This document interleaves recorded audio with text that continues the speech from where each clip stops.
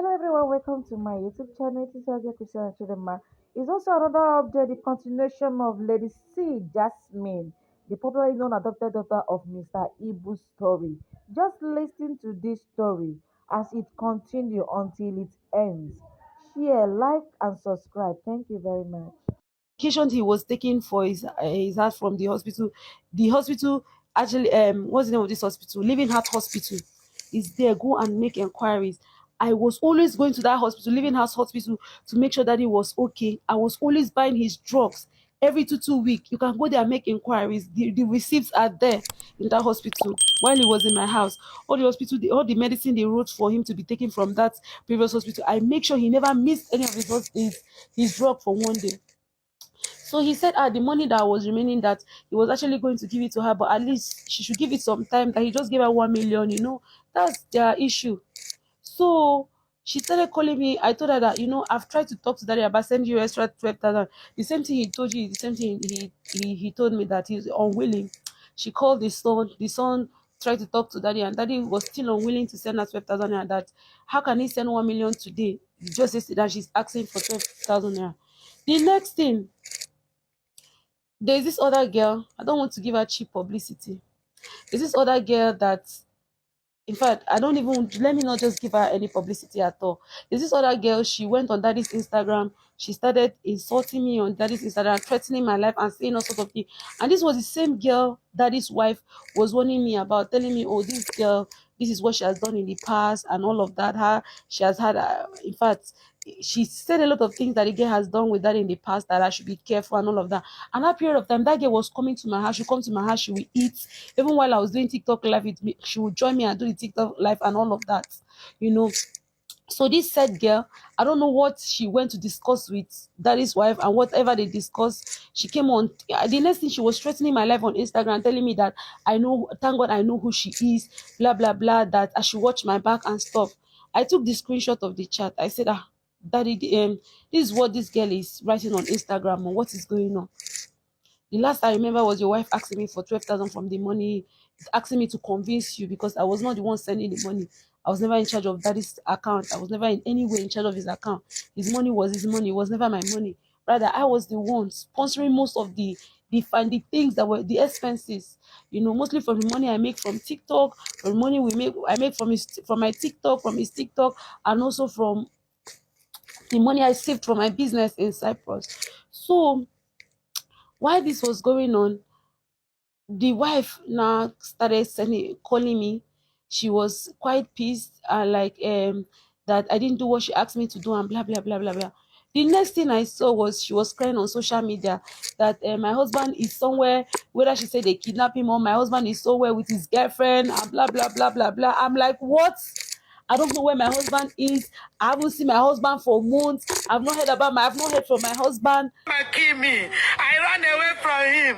He came from his girlfriend's house to come and beat me. To come and kill me. He removed his wristwatch to come and beat me. And I push him out and run away. Look at where I am. Everywhere I don't crack. Everywhere water. Inside house water. Everywhere. Look at the car I'm driving. Everything. Nothing. My children know they eat. Everywhere scatter. No school fees. And you're telling me to do what? Oh God. Oh, not today. I'm like, what? Is it not this man that came to my house barely 3 days ago, that packed food stuff from my house, that my husband is with his side chick? At what point exactly did you know that I'm your husband's side chick? Because you were in my house just barely 3 days ago. So at what point did you know? Did you find out that I was his side chick? Because let me throw this question now. Is there any wife, any Nigerian wife here, that you know that somebody is your husband's side chick, but you'll be comfortable coming to their house, eating their food, rolling with them, calling them daughter? That means you actually do not love your husband in the first place now. If you are comfortable with running all these kind of activities with the so-called side chick. And I have a lot of videos of me and her. I have a lot of videos of me and her in hotel. I have a lot of videos of me and her going, or even on my birthday, we celebrated my birthday in so many places, shopping together, doing things together. We were that close. So all of a sudden, we're talking about sending 12,000 and not sending 12,000. All of a sudden, She was the first person in my life that has ever defamed me, defamed my person or defamed my character or called me out. Before then, nobody has ever called me out. Nobody has ever said anything ill about me. I've never had any fracas with anybody.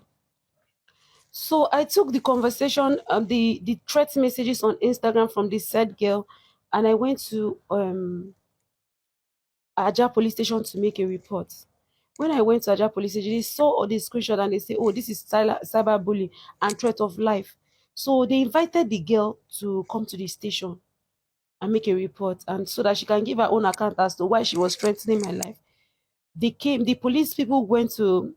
At the time when they wanted to arrest her, she was in daddy's house. That's Mr. Ibu's house. That's where she was. She was at that house with the wife. They were sitting and discussing. So when they came, they said, okay, they wanted to arrest so person. Nobody even invited her, being the wife, to the police station. No. They told the girl, this is the reason why we're coming here to arrest you and all of that. And she stood up. She said if they're taking the girl anywhere, she will go. That she will go anywhere they're taking the girl, that she's going to go alongside with the girl. The police people now said, okay, your mother, welcome. So when they went to the station and all of us were there, they were narrating everything. Daddy said, Daddy narrate the then DPO, if the then DPO can attest to most of these things that I'm about to say now. He was there. Daddy told them, he said, okay, this is a person that I have been with for the past almost a year.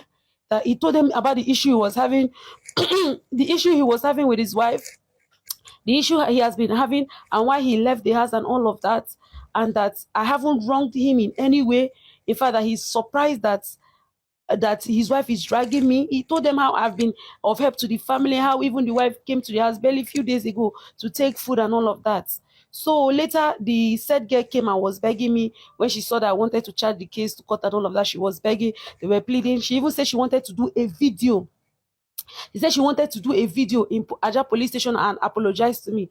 The next thing, she was supplying some informations to Gislover. She will say this in a police station. She'll go to Gislover and supply another information. She will tell Gislover, oh, the family have set her. And this is the same girl that came to meet me that her Instagram account is not growing. That she wanted me to help her and grow her account. That she has been with daddy for a very long time.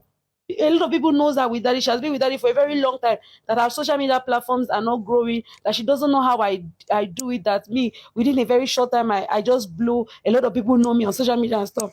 And I told her that excuse me, I was just doing my thing from my own heart, from my goodwill. I was just doing my thing. I wasn't expecting much. It wasn't like there was a pattern I was following. I wasn't following any pattern.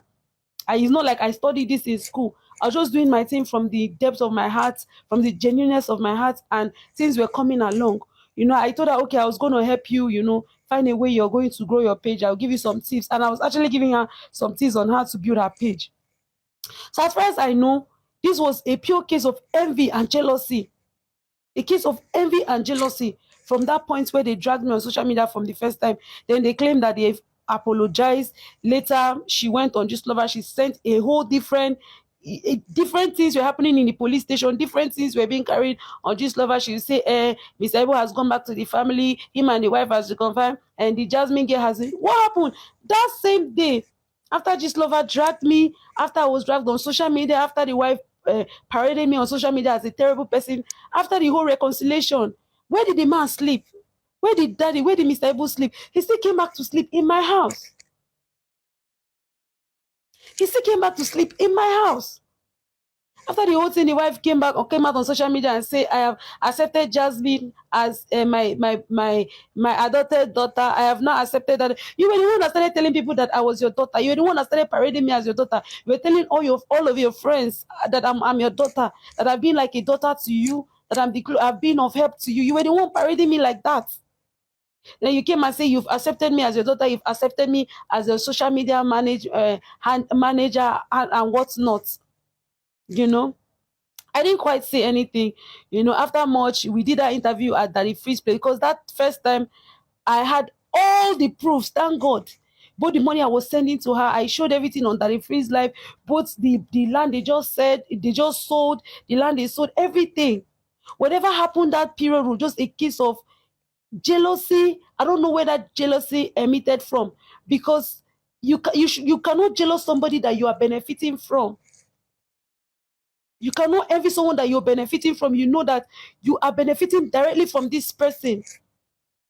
If I'm a terrible person as the whole world is painting me to be, will I open a TikTok account for that woman and grow the account? Will I in any way contribute to her paying her children's school fees? Will I be spending my time, let me not call it a waste of time, going live with daddy, generating money and still remitting that money to her and daddy?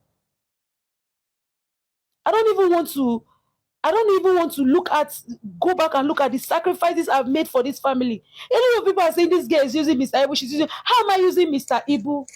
How am I using daddy? I want to know. How can you be using someone that is benefiting directly from you? A lot of people are saying he's a sugar daddy. Look at me very well. At my age, if I want to go and have a sugar daddy, I will look for one that is doing very well, financially okay, that can actually provide for me, not somebody that directly is benefiting from me. I'm not saying this to bring anybody down. I'm saying this just exactly the way it is. This is the one that when I came back, daddy could not boast of 5,000 naira of his own. And the people directly around him, they know that. Sorry to say, AGM president is fully aware of what I'm saying right now, because I was there so many times when daddy will call him, being the AGM president, asking for money. The AGM president will send 5,000, 50,000, 20,000, so many times. He knows. They all know. Most of them in the industry knew that around the period I came back, daddy was not doing fine. They know. They know the story. They cannot see. They don't know the story. They know. He was at his lowest when I came back. So I want to make sure that of all the people in Nigeria, I don't go to people that will help my life, people that will help me be a better person somehow, people that will provide for me financially. I'm doing sugar daddy with someone that was benefiting directly from me financially. So fast forward to all these things that happened. I was dragged on social media. By the grace of God, I had the opportunity to come and clear myself on Daddy Free's life and everything. After everything happened, people were warning me, stay away from this woman. Someone that can go this far to bring you down. This person does not want your progress. Stay away from her. Me, if anybody that knows me, know me, Jasmine, I'm not someone that carry things to heart. Anybody that knows, ask anybody that has ever had direct contact with me.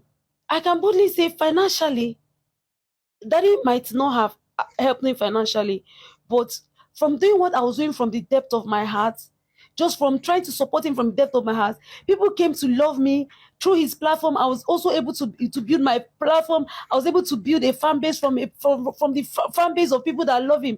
If I wasn't doing, I did not just sit back and started having followers. No, I was not just sleeping and started having followers. I wasn't even looking for that fame at the time it came. I was just doing my thing, being that person that was trying to resurface him back to the internet. It was a mutual thing. When I came back, nobody was talking about daddy now. Nobody was talking about Mr. Ibu on social media. Nobody. He has built his name legendary. Yes, I acknowledge that. But at that time, he was not that hot. Okay, people were not looking out for him. It was when I came back, I brought him back to the limelight. I recovered everything that was lost. Brother Shaggy reached out to him. Brother Shaggy actually reached out to me directly. I was the one that made that skit happen, and that money was paid to his wife. That money was paid to his wife. I cannot count how many people that did skits with daddy, and the money was sent to his wife directly. Daddy will not even take 1 naira from the money. He will send it to his wife. It was in a bid to bring daddy back to the limelight that God showed me favor.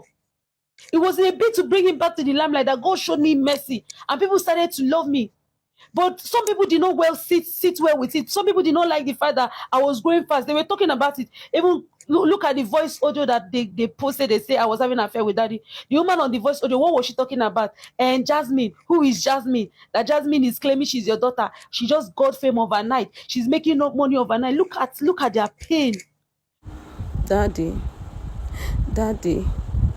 after your wife begged me that I should stay at my place, now I'm hearing some kind of news that my ear cannot even carry. That I'm having an affair with you and I'm having an affair with Biggie. People of the world,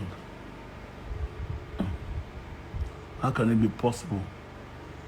My own daughter, how can it be possible? Whoever brought this topic forward will take punishment. That you've had an affair with me, that I was your girlfriend before you now adopted me as your daughter. I'm like, what kind of talk is this? People that say it, I think they'll continue with gossip. And when the time of results, for those people that gossips, they will still receive their own results. When did that kind of thing happen? Ever? When did that kind of thing happen? It's not possible. It's not possible. Look at their disturbance. Look at what is giving them sleepless nights. The fact that that fan base, if it was up to them to take it down, they would have taken it down a very long time ago. But let me not deviate from the issue.